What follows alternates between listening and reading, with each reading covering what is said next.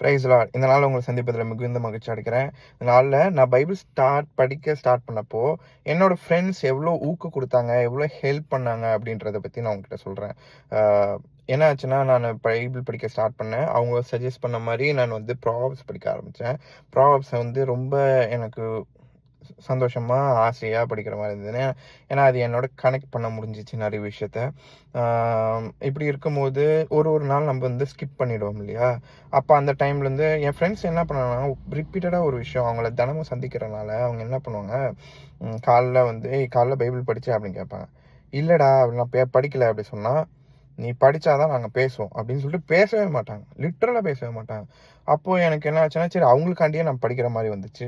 அப்புறம் அதுவே எனக்குள்ளார ஒரு ஆர்வம் வந்துச்சு. ஏன்னா, அ அப்படி படிக்கும்போது கூட நம்ம டைம் ஸ்பெண்ட் பண்றோமே, ஏதோ ஒரு பிரயோஜனமா ஏதாவது ஒண்ணு புரிஞ்சு படிப்போன்ட்டு, கொஞ்சம் புரிஞ்சு படிப்போம்ல. அந்த கொஞ்சம் கொஞ்சம் வசனம் வந்து என் வாழ்க்கையில நெறைய மாற்றத்த கொண்டு வந்துச்சு. அது வந்து இன்னும் அதிக அதிகமா தேவன தேடணும் அப்படின்னு சொல்லிட்டு ஆர்வமா வந்து, நான் இன்னும் அதிகமா பைபிள் ஊக்கமா படிக்க ஆரம்பிச்சேன். நல்ல உருக்கமா படிக்க ஆரம்பிச்சேன். அந்த காரியங்கள்லாம் நெறைய என் வாழ்க்கையில மாற்றத்த கொண்டு வந்துச்சு. நெறைய ஆசீர்வாதங்கள கொண்டு வந்துச்சு. நெறைய அற்புதமான காரியங்கள் என் வாழ்வுல நடந்துச்சு. அது எல்லாவற்றையும் உங்ககிட்ட ஒரு ஒரு நாளும் ஒரு ஒரு வீடியோ மூலியமா நான் உங்ககிட்ட சொல்றேன். God bless you. ஆமென்.